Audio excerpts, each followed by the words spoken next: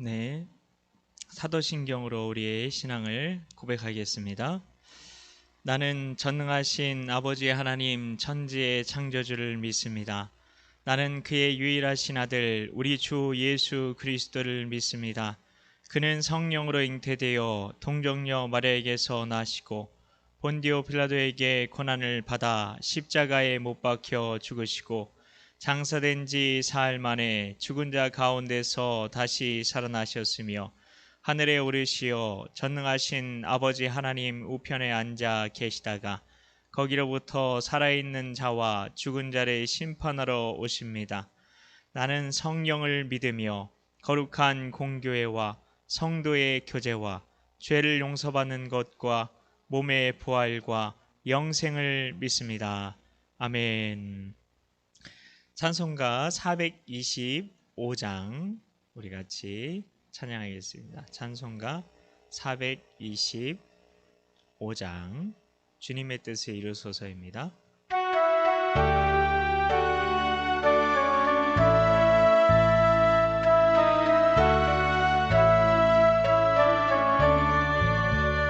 주님의 뜻을 이루소서.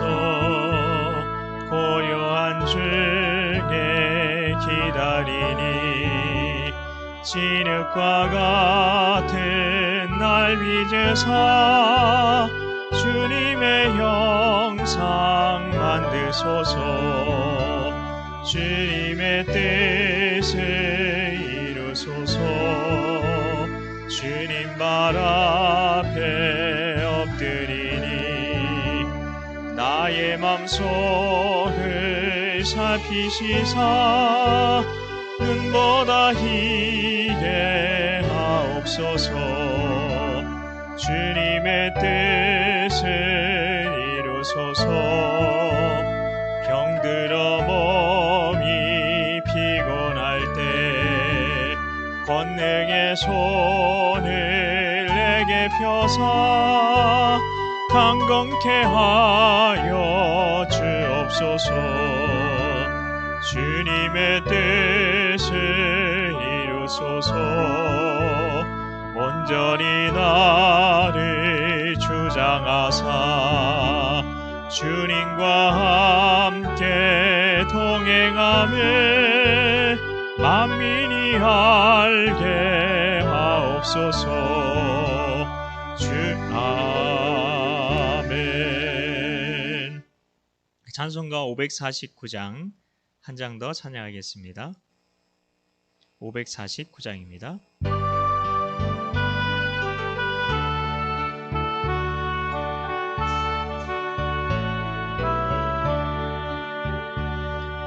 내 주여 뜻대로 행하시옵소서. 온 몸과 영혼을 다 주께 드리니 이 세상 포락한 주 인도하시고 날 주관하셔서 뜻대로 하소서. 내 주여 뜻대로 행하시옵소서. 근심 중에도 낙심케 마소서. 주님도 때로는 기도하셨네. 날 주관하셔서 뜻대로 하소서. 내 주여 뜻대로 행하시옵소서. 내 모든 일을 다 주께 맡기고 저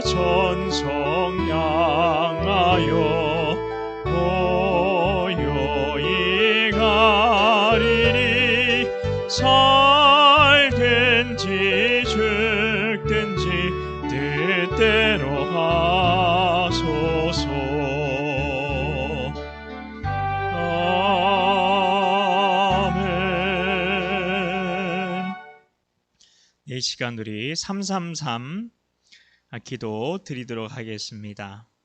우리 하나님의 말씀을 붙들고 하는 기도입니다. 네, 우리 PPT에 띄워져 있는 우리 333 기도 제목 같이 보면서 함께 기도하도록 하겠습니다. 첫 번째 기도 제목은 오늘도 살아 계셔서 역사하시는 하나님을 믿고 살게 하여 주시옵소서. 두 번째 기도 제목은 말씀에 순종하면 하나님이 반드시 책임져 주신다는 것을 믿고 살게 하옵소서.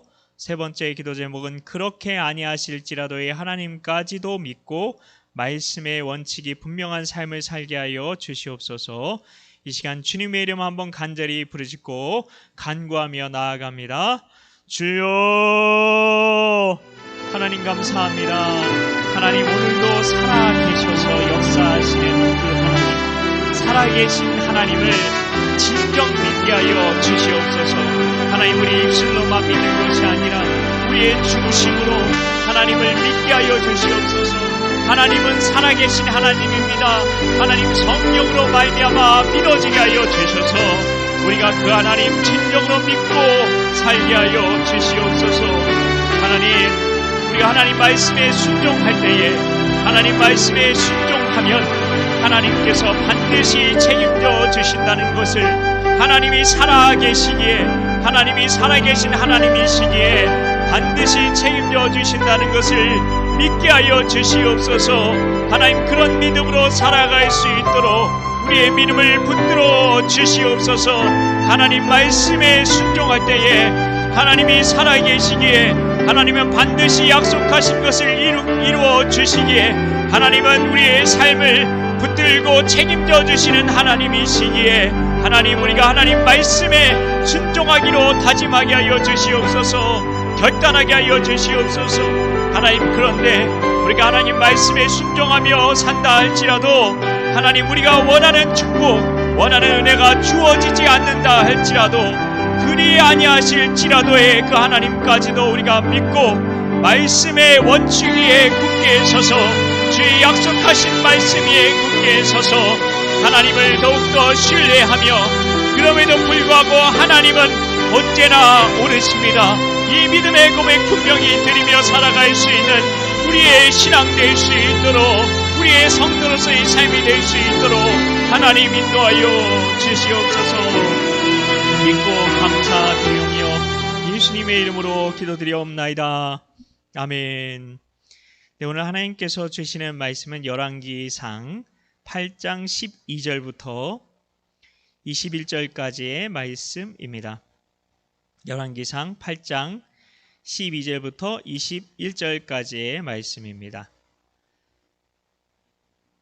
제가 가진 성경으로 구약성경 524쪽입니다. 구약 524쪽 열왕기상 8장 12절부터 21절까지의 말씀 한 목소리로 봉독하겠습니다. 그때 솔로몬이 이르되 여호와께서 캄캄한 데에 계시겠다 말씀하셨사오나 내가 참으로 주를 위하여 계시 성전을 건축하였사오니 주께서 영원히 계실 처소로 소이다 하고 얼굴을 돌이켜 이스라엘의 온 회중을 위하여 축복하니 그때 이스라엘의 온 회중이 서 있더라. 왕이 이르되 이스라엘의 하나님 여호와를 송축할지로다. 여호와께서 그의 입으로 내 아버지 다윗에게 말씀하신 것을 이제 그의 손으로 이루셨도다. 이르시기를 내가 내 백성 이스라엘을 애굽에서 인도하여 낸 날부터 내 이름을 둘 만한 집을 건축하기 위하여 이스라엘 모든 지파 가운데에서 아무 성읍도 택하지 아니하고 다만 다윗을 택하여 내 백성 이스라엘을 다스리게 하였노라 하신지라. 내 아버지 다윗이 이스라엘의 하나님 여호와의 이름을 위하여 성전을 건축할 마음이 있었더니 여호와께서 내 아버지 다윗에게 이르시되 내가 내 이름을 위하여 성전을 건축할 마음이 있으니 이 마음이 내게 있는 것이 좋도다. 그러나 너는 그 성전을 건축하지 못할 것이요 내 몸에서 낳을 네 아들 그가 내 이름을 위하여 성전을 건축하리라 하시더니 이제 여호와께서 말씀하신 대로 이루시도다. 내가 여호와께서 말씀하신 대로 내 아버지 다윗을 이어서 일어나 이스라엘의 왕위에 앉고 이스라엘의 하나님 여호와의 이름을 위하여 성전을 건축하고 내가 또 그곳에 우리 조상들을 애굽 땅에서 인도하여 내실 때에 그들과 세우신 바 여호와의 언약을 넣은 궤를 위하여 한 처소를 설치하였노라. 아멘. 네, 오늘도 수요 오전 예배 자리에 나오신 성도님들에게 하나님의 은혜가 가득하시길 축복합니다. 지난주 말씀에서 성전에서 법궤가 안치되었고 성전 가득 구름이 임하고 그 속에서 솔로몬은 하나님의 임재를 경험하게 되었죠. 솔로몬은 이때 무엇 때문에 기뻤을까요? 이때 무엇 때문에 기뻤을까요? 하나님의 임재에 대한 어떤 느낌 때문이었을까요? 아니면 하나님께서 성전을 받아주신 것이 기뻐서였을까요? 그렇습니다. 솔로몬은 하나님의 뜻이 이루어진 것 때문에 기뻐했던 겁니다. 어떤 느낌 때문에 신앙생활을 하는 사람이 아니었다는 것입니다. 조나단 에드워즈라는 뛰어난 신학자가 있었습니다. 조나단 에드워즈는 우리가 꿈만 꾸는 그런 부흥의 때를 진짜 살았던 분입니다. 우리는 1907년 평양 대부흥에 대해서 우리가 잘 알고 이 땅에 다시 그런 부흥이 왔으면 좋겠다, 그런 생각들을 합니다. 그런 성령의 역사를 경험하고 싶은 거죠. 그래서 100년이 지났을 때 2007년이었죠. 그때 어게인 1907이라는 그런 집회를 했었습니다. 1907년 부흥이 어게인이 영어로 다시란 뜻이죠. 다시 1907년 부흥이 일어나게 하소서라는 그런 주제로 행사를 진행하기도 했죠. 그런데 조나단 에드워즈는 느낌으로 신앙생활을 한 사람이 아니었습니다. 냉철한 지성을 가진 사람이었어요. 엄청 똑똑한 사람이었어요. 그는 냉철한 지성을 가지고 진짜 부흥을 경험한 사람을 찾고 싶었던 거예요. 진짜 부흥을 경험한 사람이요. 그럼 많은 사람들이 그 부흥을 경험했다는데 가짜 부흥을 경험했다는 겁니다. 가짜 성령의 역사를 경험했다는 겁니다. 왜냐하면 많은 사람들이 부흥을 경험했다는데 감정만 뜨거운 거예요. 그러나 그는 감정만큼 사탄에게 속기 쉬운 것이 없다고 믿었습니다. 그래서 그는 신앙 감정론이라는 책을 썼는데요. 책 제목 그대로 그 뭘까요? 신앙을 감정하는 책이다. 그 신앙이 진짜인지 아닌지 감정하는 책이다. 그런 뜻인데요. 이 책의 핵심이 뭐냐면 육에 속한 감정이 아니라 영에 속한 감정이 진짜, 그게 바로 진짜 신앙 감정이라는 겁니다. 영에 속한 감정이 뭘까요? 성령님께서 내 안에 주시는 감정입니다. 그럼 성령님께서 내 안에 주시는 감정은 어떤 특징을 가지고 있을까요? 거룩하고자 하는 마음이 있어요. 그리고 자기 사랑이 아니라 하나님을 사랑하는 마음으로 뜨거워져요. 그리고 주 뜻대로 살 수 있다면 그 어떤 것도 내려놓을 수 있는 그런 뜨거운 헌신된 마음이 있어요. 그러면 그건 성령님께서 주시는 신앙 감정이라는 거예요. 그게 아닌 건 다 가짜라는 겁니다. 단순한 느낌을 추구하는 그런 거는 거짓된 신앙이라는 거죠. 그리고 열광주의라는 말도 있습니다. 이건 뭐냐면 체험에 관심을 가지고 체험만 찾아다니는 사람들을 얘기해요. 성경만으로 만족하지 않고 성령 체험하러 이리저리 떠돌아다니는 거예요. 신앙생활하면서 어떤 느낌, 현상을 경험한 것으로 그 교회가 좋고 나쁘고 그 교회에 성령의 역사가 있고 없고를 스스로가 판단을 합니다. 그런데 홍해를 건넜던 이스라엘 백성들을 한번 떠올려 보십시오. 얼마나 뜨거웠어요. 그러나 그 체험이 그들의 삶을 바꿔주지는 못했죠. 체험이 무조건 나쁜 건 아니지만 진짜 더 중요한 게 있다는 겁니다. 솔로몬은 바로 그 진짜 중요한 것이 무엇인지를 오늘 말씀을 통해 말해주고 있는데요. 그건 바로 주님의 뜻이 이루어지는 것이었습니다. 솔로몬은 하나님의 임재를 통해서 그 느낌 때문에 기뻐한 게 아니라 성전을 건축하라는 하나님의 뜻이 이루어진 게 너무나 기뻤던 겁니다. 솔로몬은 하나님께 성전이 연락되었음을 확신하고서 감격에 겨워 하나님을 찬양하고 있었던 겁니다. 따라서 오늘 말씀은 솔로몬이 성전을 하나님께 봉헌하면서 했던 봉헌사라고 할 수 있습니다. 솔로몬은 그 봉헌사에서 하나님의 은혜를 떠올립니다. 하나님께서 많고 많은 사람 중에 다윗을 택하신 거잖아요.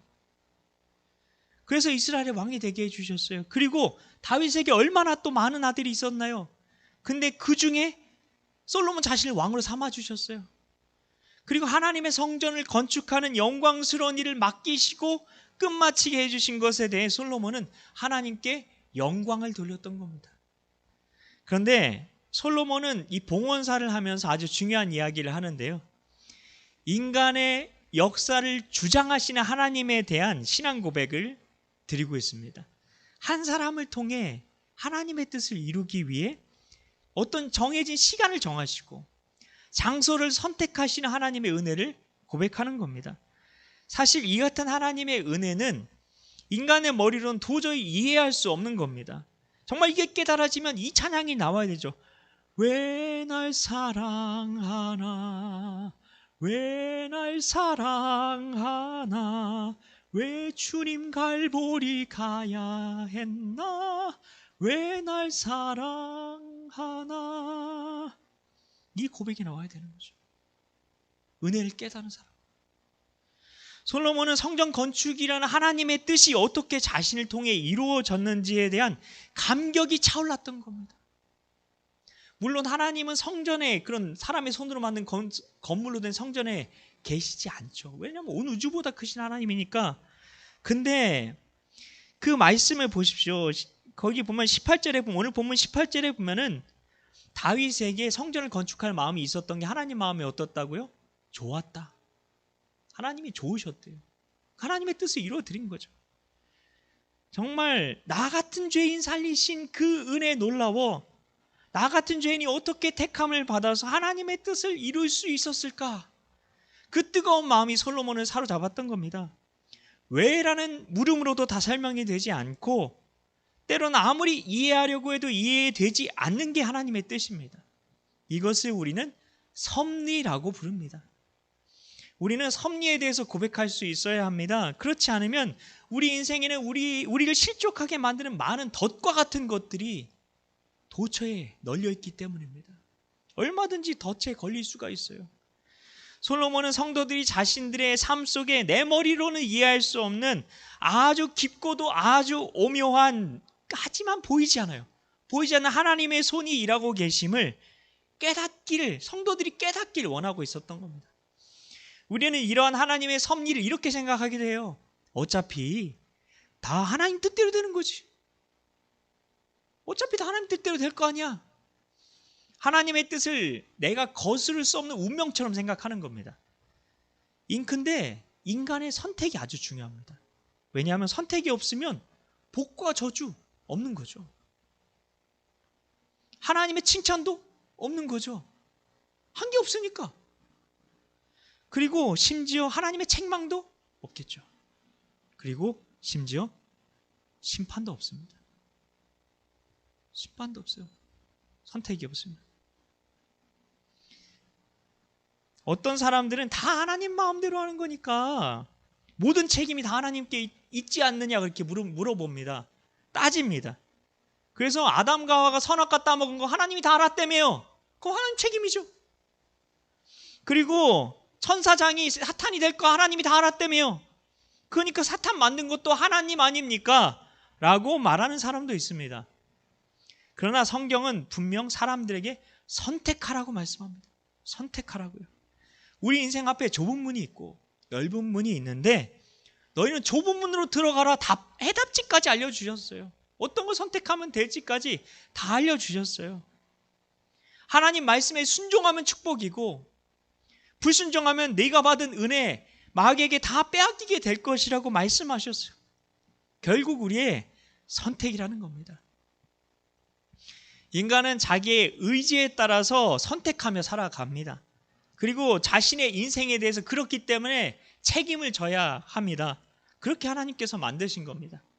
따라서 자신의 삶에 대해서, 인생에 대해서, 역사에 대해서 전적으로 책임져야 하는 건 하나님이 아니라 바로 자기 자신이라는 겁니다.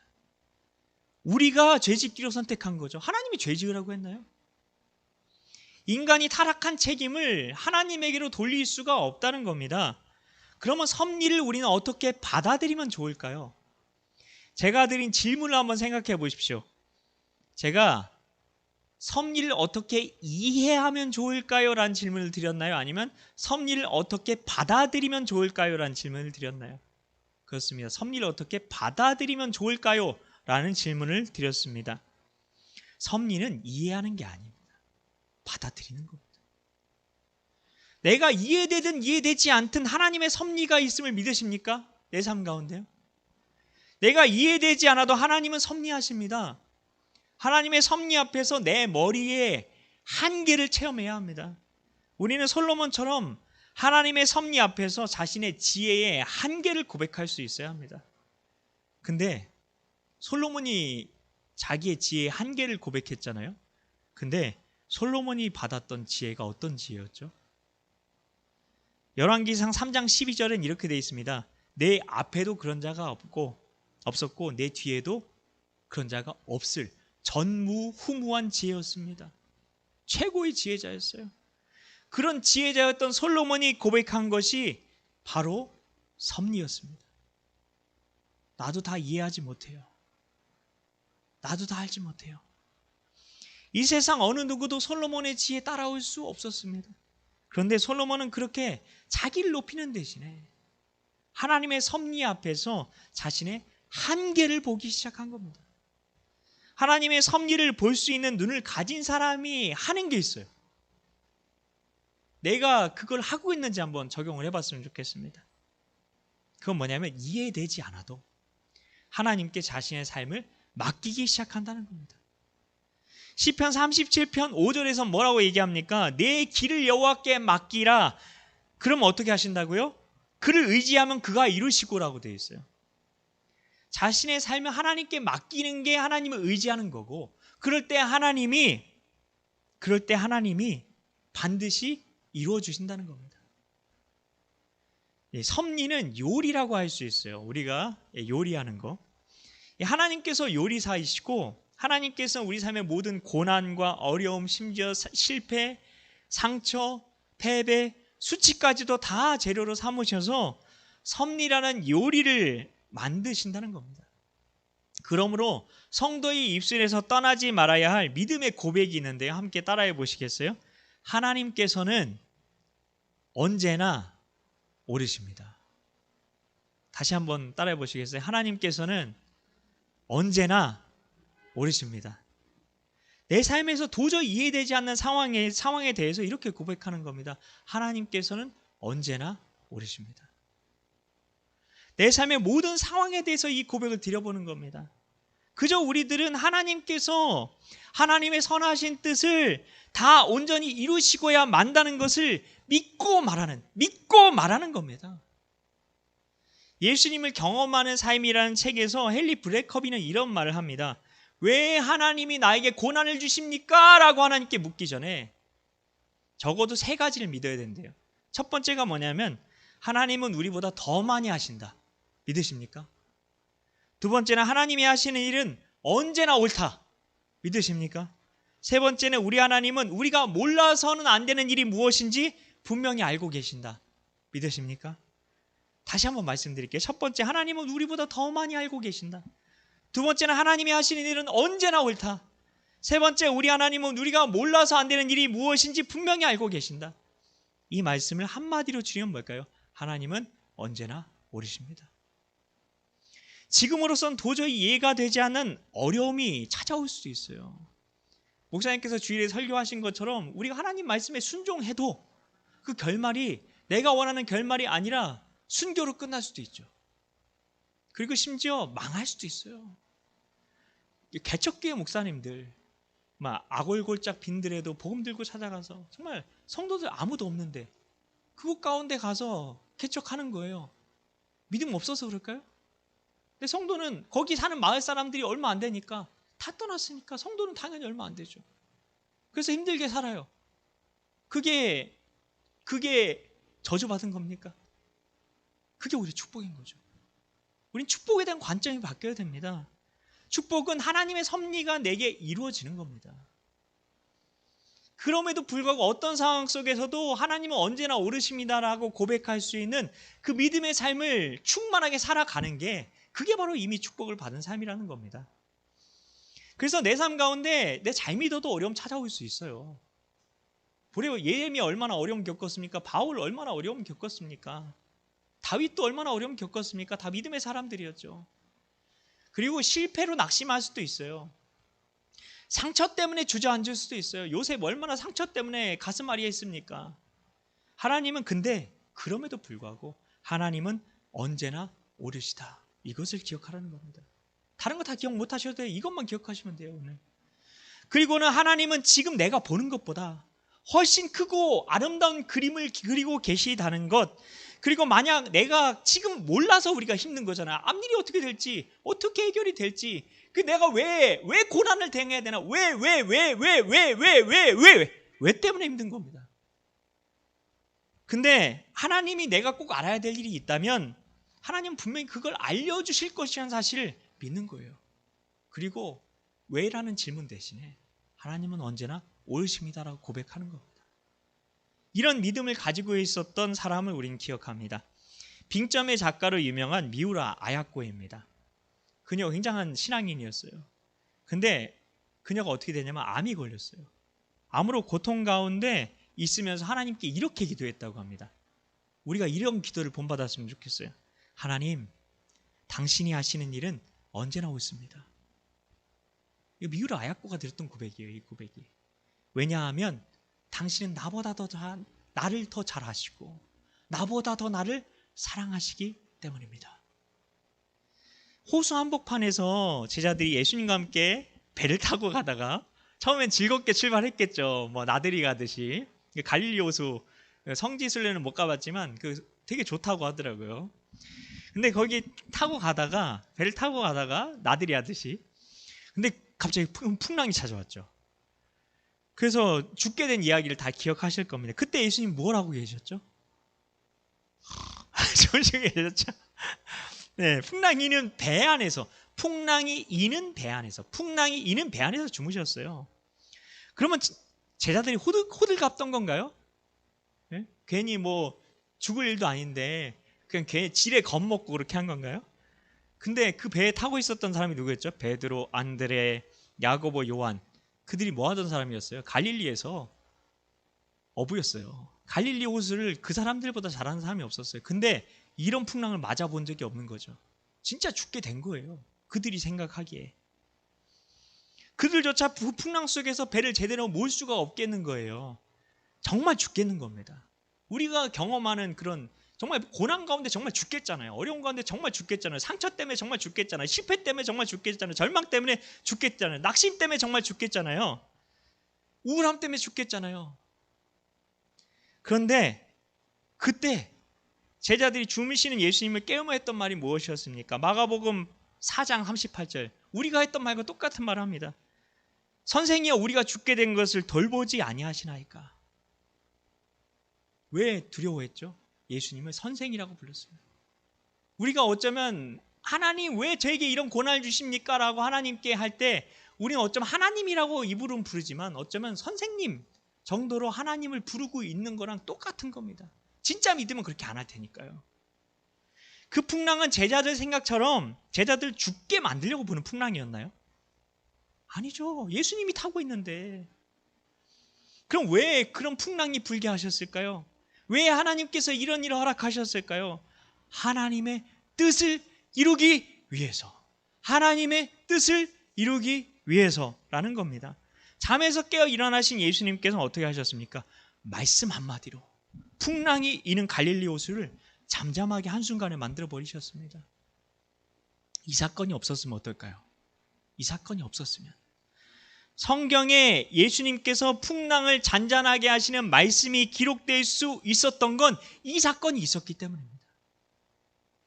우리에게 그래서 어떤 일이 일어나는 것은 하나님의 뜻이 이루어지기 위해서라는 거예요. 그러니 누굴 탓할 문제가 아닙니다. 탓하지 마십시오. 오직 주 뜻이 무엇인가 분별해야 하는 거죠. 그리고 겟세마네 동산에서 우리 너무 잘 알고 있는 그 기도, 예수님께서 어떤 기도 드리셨습니까? 나의 원대로 마옵시고 아버지의 원대로 되기를 원하나이다. 원대로라는 말이 뭐죠? 뜻대로입니다. 뜻대로, 주 뜻대로. 예수님께서는 내 뜻대로 마시고 아버지의 뜻대로 되길 원하신다고 기도한 겁니다. 성경에서 주목하는 성도들이 있는데요, 나도 그런 성도가 돼야 되지 않겠습니까? 성경이 주목하는 성도가 있는데 어떤 성도를 주목하고 있을까요? 그 성도랑 똑같이 하면 나도 주목받는 성도가 될 거잖아요. 그게 뭐냐면 하나님의 뜻이 이루어지길 기도하는 성도입니다. 내 기도에는 얼마나 하나님의 뜻이 이루어진 기도를 하고 있습니까? 그렇지 않으면 하나님의 나를 주목하시지 못하신다는 거예요. 하나님 나를 주목하고 싶으시죠. 근데 하나님은 말씀에 기록된 대로 역사하시는 하나님이시기 때문에 말씀대로 하지 않으면 하나님이 주목하지 못하십니다. 하시고 싶으셔도. 근데 하나님이 주목하는 사람이 어떤 사람이라고요? 하나님의 뜻이, 하늘의 뜻이 이 땅 가운데 이루어지이다 기도하는 성도들을 주목하고 계신다는 겁니다. 뜻하지 않은 고난과 아픔을 만날 수 있는 게 우리의 인생이죠. 광야와 같은 고달픈 삶이 우리 인생이다, 그렇게 성경은 말합니다. 그러나 그 광야 속에서도 시편 23편에 다윗이 기도했던 것처럼, 시편 23편은 푸른 풀밭 초장에서 다윗이 풀 뜯기면서, 양들에게 풀 뜯기면서 노래한 노래인가요? 아니면 사막과 같은 광야에서 다윗이 노래한 노래인가요? 그럽니다. 사막 같은 광야에서 노래한 겁니다. 그 광야 같은 고달픈 삶 속에서 노래한 그 아름다운 시를 그렇게 지은 겁니다. 그곳에서 다윗이 뭐라고 고백했습니까? 여호와는 나의 목자시니 내게 부족함이 없으리로다. 그렇게 고백하면 내 평생에 사막과 같은 고달픈 삶을 살고 있는데 내 평생에 여호와를 송축하리다 라고 노래한 겁니다. 찬양한 겁니다. 이런 사람을 하나님이 주목하신다는 겁니다. 주님 뜻대로 살기로 했네. 주님 뜻대로 살기로 했네. 이런 고백을 드리는 사람, 광야 같은 고난과 아픔의 현실 속에서도 주님의 뜻이 나를 통해 이루어지길 원하나이다 라고 고백하며, 그럼에도 불구하고 하나님을 찬양하며 높이는 사람이 바로 섭리 안에서 살아가는 사람이라는 겁니다. 성도 여러분, 이제 말씀을 마치겠습니다. 뜻하지 않은 고난과 아픔을 만날 수 있는 게 인생입니다. 누구나 그래요. 바울도 40에 하나가만 매 맞았을 때 언제 맞을지 알았을까요? 도적질 당할 때 언제 맞았을지 알았을까요? 배 파손당할 때 언제 배가 파손당할지 알았을까? 알았으면 두려웠겠죠. 그래서 주의 말씀은 내 발의 등이요 내 길의 빛이니이다 말씀하는 겁니다. 하나님이 다 보여주시지 않는 거예요. 필요한 것만 알려주시는 거예요. 안 그러면 우리가 견딜 수 없으니까. 그래서 하나님이 섭리하시는 겁니다. 그래도 하나님의 선하신 뜻 가운데 나는 이해되지 않아도 하나님이 지금 선한 길로 여호와는 나의 목자시니 내게 부족함이 없으리라 고백할 수 있는 선한 목자가 되신 그 하나님께서 우리의 길을 선한 길로 인도하고 계시다는 겁니다.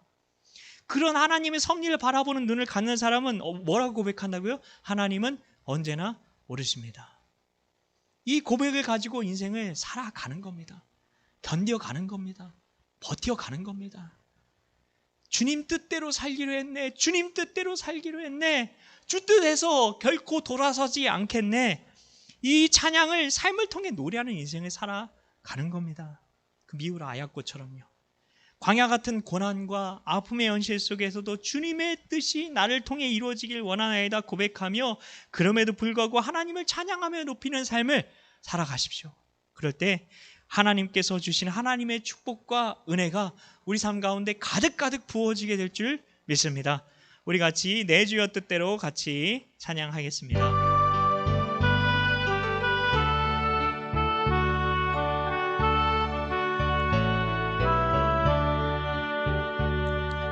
내 주여 뜻대로 행하시옵소서. 온 몸과 영혼을 다 주께 드리니 이 세상 고락한 주 인도하시고 날 주관하셔서 뜻대로 하소서.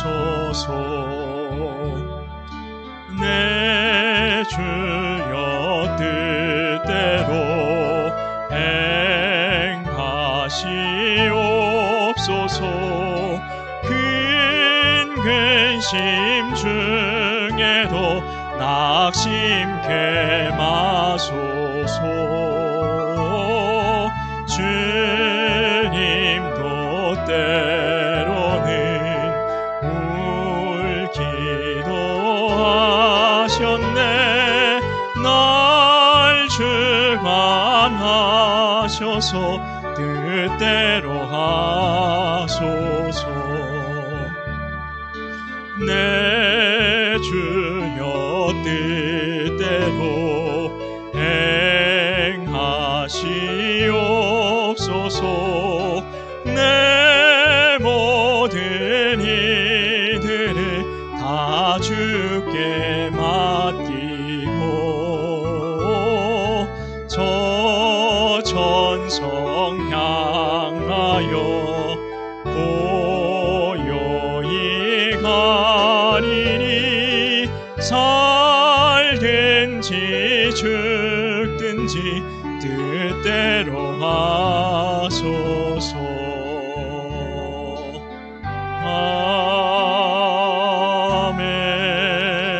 아멘. 주님 갖춰주신 주기도문으로 예배를 마치겠습니다.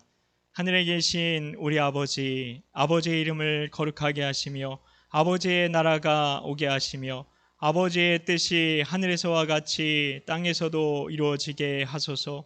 오늘 우리에게 일용할 양식을 주시고 우리가 우리에게 잘못한 사람을 용서하여 준 것 같이 우리 죄를 용서하여 주시고 우리를 시험에 빠지지 않게 하시고 악에서 구하소서.